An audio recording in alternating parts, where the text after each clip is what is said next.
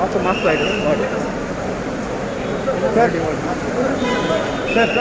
एक एक minute sir, आपका लास्ट टाइम जब आप गोवा में आए थे तो आपको एमजीपी के साथ अलायंस का डिस्कशन चालू था।